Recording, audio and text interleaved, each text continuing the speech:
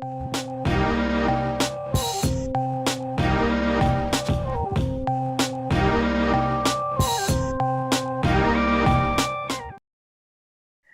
everyone, welcome to BATCHEET.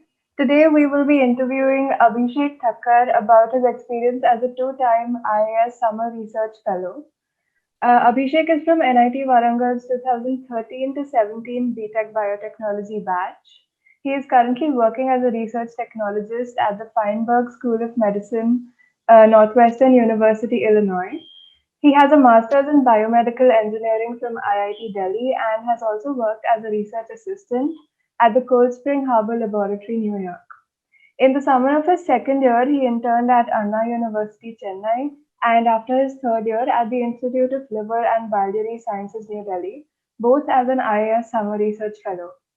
So, hi Abhishek, so excited to have you with us today. Hi. Hello. All right. So let's begin with our first question. What exactly is the IAS Summer Research Fellowship Program and who should apply for it? Uh, well, I like to call it the one of the best Indian summer research fellowships if you wanted to apply for it, and uh, so uh, it is a funded fellowship, and it comes with an add-on good thing that you also get an allotted PI or a mentor for the duration of 2 months, and basic stipend to support your the 2 months summer research program. And yeah, if you want to give a kickstart to your career in research, like at the let's say at the end of second year of your undergraduate program, this is the best place to go, best thing to do, one of the best things to do. Yeah. Sounds good, And sounds. yeah, it would be a stepping stone for a lot more things in the future. Yeah. All right. So tell us your secret to bagging two of these fellowships. I know people have a hard time getting even one. So what do you think made you different from all the other applicants?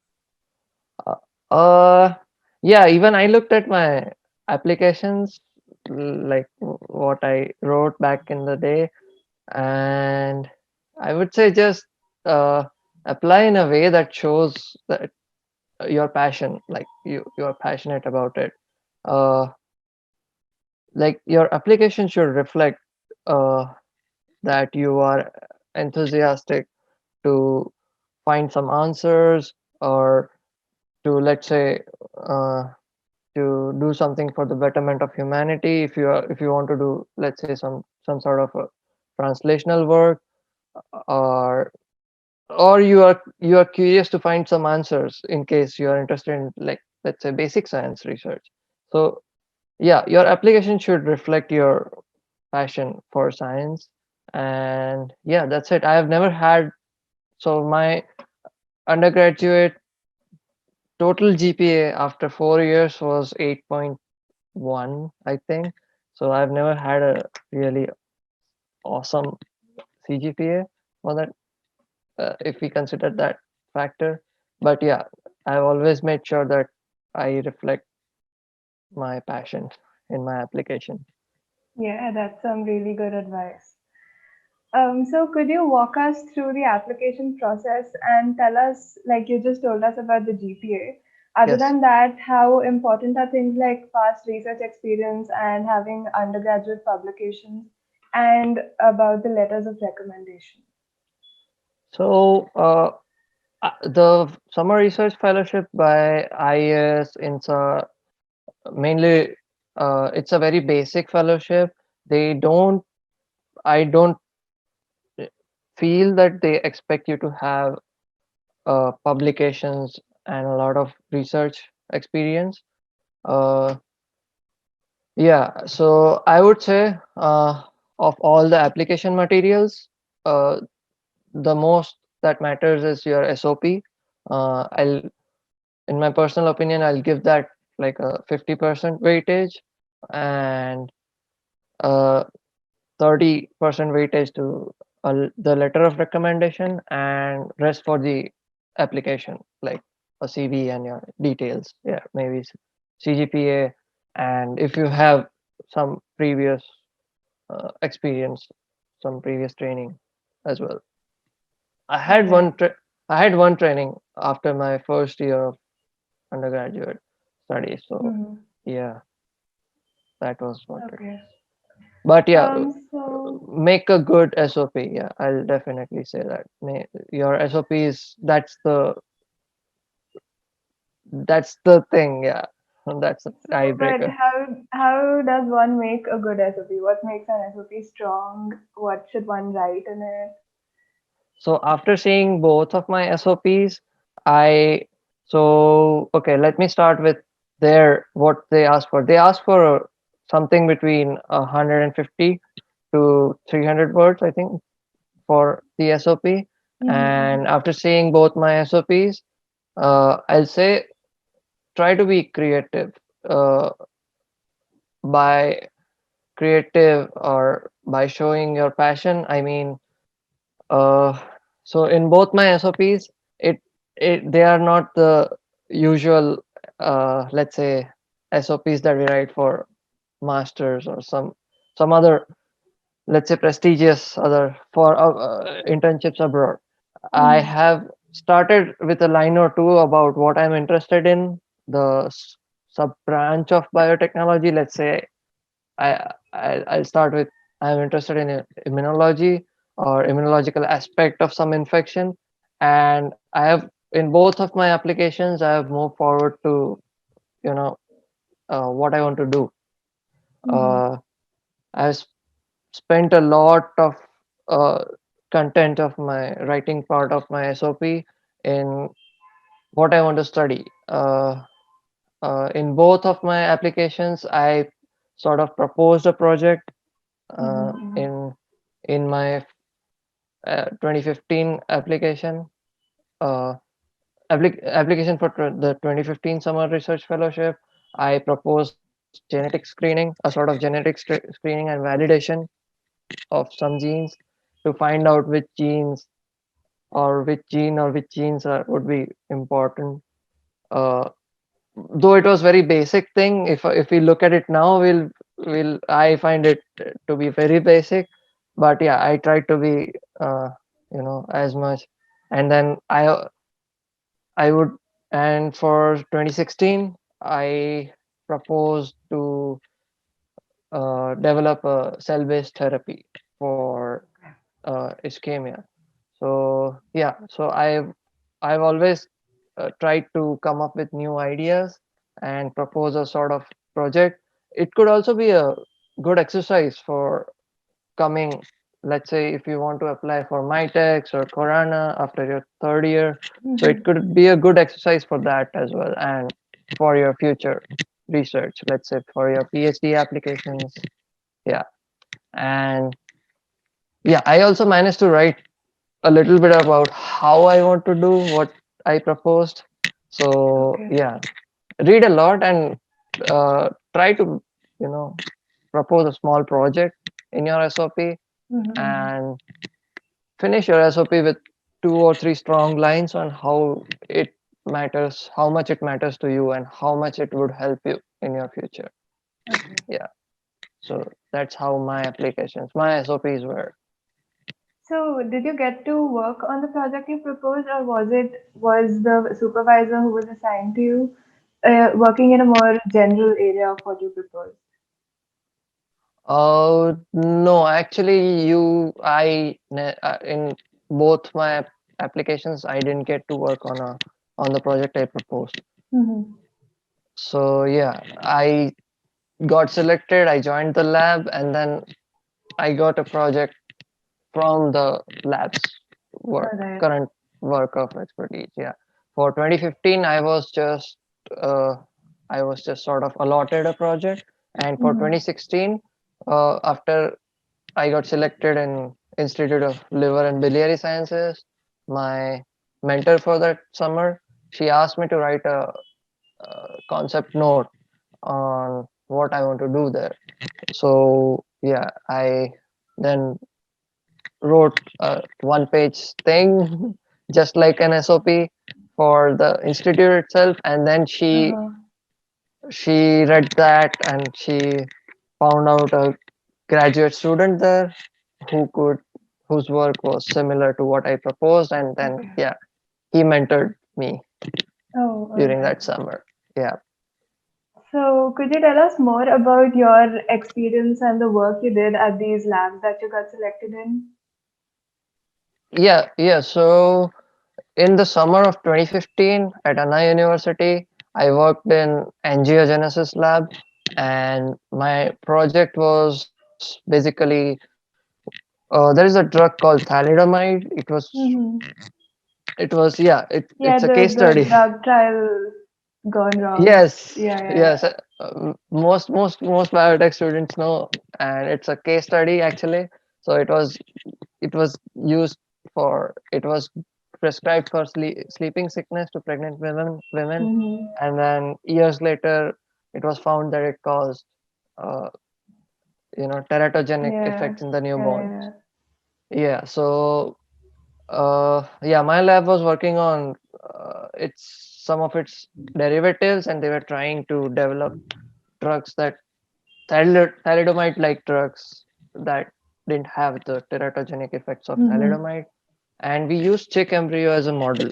So my project was basically getting the freshly hatched eggs, and first I started with studying normal chick embryo development. They have different stages, and to see an abnormality, you have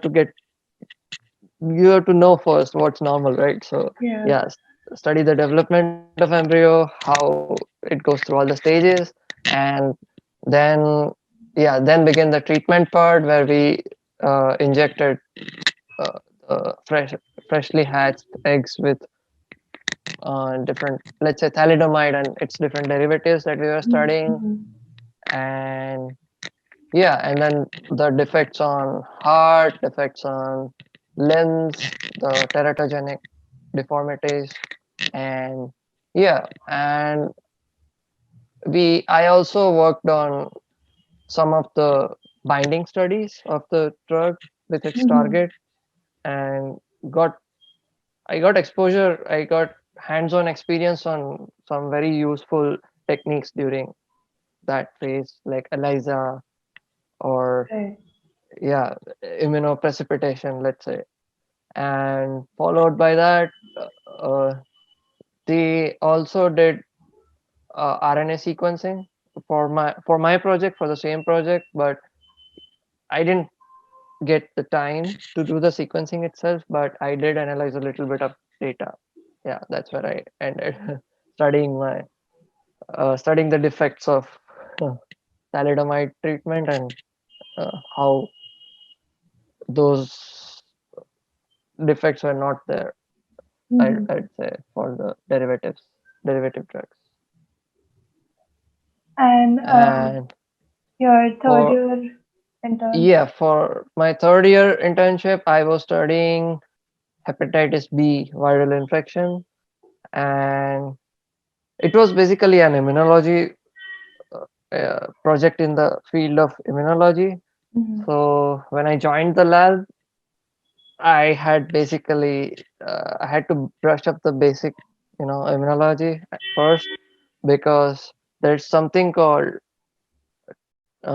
T cell exhaustion that happens during some infections, and yeah, so that initial part was a lot of reading, and then uh, reading about other liver infections like hepatitis C or other liver ailments, and then studying the immune response in them, and then proposing my own project. So st- I started working on T cell exhaustion there, and yeah, that was the first time I did a sort of independent project of my own, and I found out an important gene that basically caused the degradation of uh, degradation of newly formed, say, thymidins, and that prevented the proliferation of T cells during the viral infection, hepatitis B viral infection. Yeah, gave me a lot of. That was the one of the best experiences till now. That Yeah, sounds like a lot of good work. yeah. I learned a lot of techniques also in that during that Hmm. time, and yeah, cell culture, flow cytometry, qPCR, all different types of PCRs, then protein work, a little bit of Western blotting, and yeah, and a lot. All right. Wow. I am just so happy listening about all of this. Okay, so can you tell us a little bit about how you travel to these places, the accommodation and the stipend they give? So, okay, traveling, I travel by train to both these places, and yeah, you are uh, on top of your stipend, you are reimbursed if you take a train to All right. Okay. these places. Yeah, that's one more thing. And accommodation. So during the summer of 2015, uh, there was no such arrangement in the Anna University in Chennai for Okay. summer research fellows. So I stayed outside the campus, paid Mm-hmm. on rent, and for 20 summer of 2016, ILBS had very good uh, accommodation for. I was given a room in the PhD housing. So I actually shared my room with my mentor, Oh. the Wow. graduate student who was there. So yeah, for a short duration, and when your whole focus is, you want to learn something, that's a good Mhm. thing. Yeah. Yeah. So yeah, and it was a good, yeah, good hostel actually.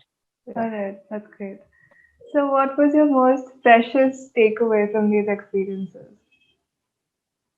My most precious takeaway was I learned how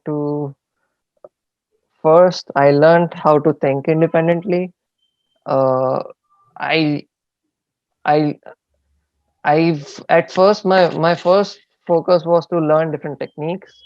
Mm-hmm. Before I could even start applying, my mindset was learn some stuff first, and then you can think independently, and you can think about applying those different experiments or different techniques into your Mm-hmm. work. Mm-hmm. So yeah, so both of them gave me an exposure, a hands-on experience on a lot of techniques.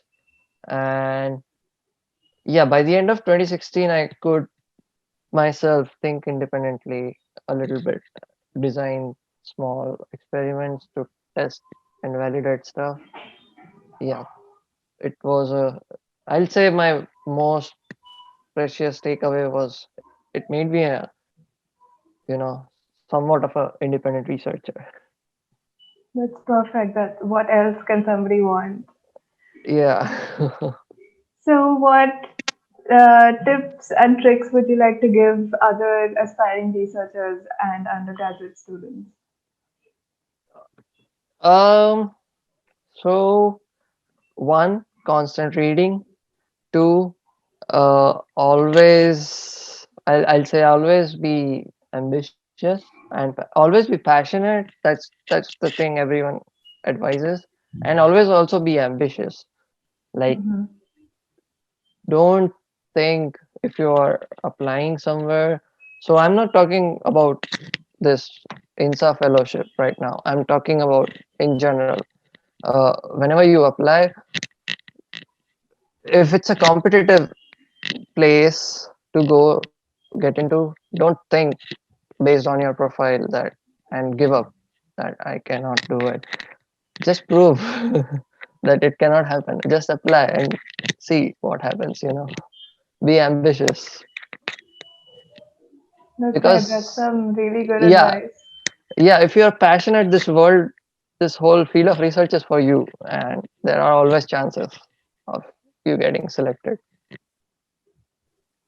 That's so good to hear. I mean, I can relate to those words as somebody who's applying to so many places and looking for internships right now. That Yeah. little bit of constant drive that, yeah, it can happen, just don't stop applying is so important. Yes, and always be productive. Don't give up. If you don't get selected for one of the internships somewhere, just don't give up. Opportunities will show up on your door later, sometime later.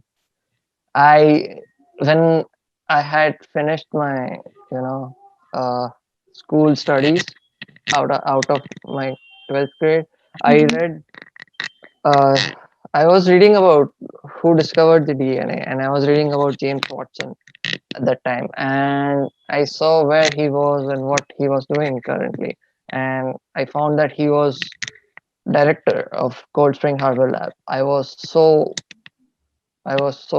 into CSHL, like as as a kid, like my mindset was like that's the I wanted to do molecular biology, and I was so passionate about it. I applied for an internship into Cold Spring Harbor Lab after like first year of my undergraduate studies, and it was a very basic application. I just made an SOP Hmm. and a CV and sent it to a couple of scientists, and I felt a little sad when I didn't Hmm. get any replies or anything. But then, 4 years later, I'm working in Cold Spring Harbor Lab. I'm an employee there. So, That is so cool. yeah, don't give up. Never give up. Yeah. So that's a wrap to today's session. It was so good having you and so motivational. I'm sure everybody who watches this will be a tad but more motivated than they were before. Yes. Always keep working in the direction you want to go in. Never give up. Yeah. All right, everybody. So more videos coming up every Saturday. Stay tuned to the channel. Bye bye.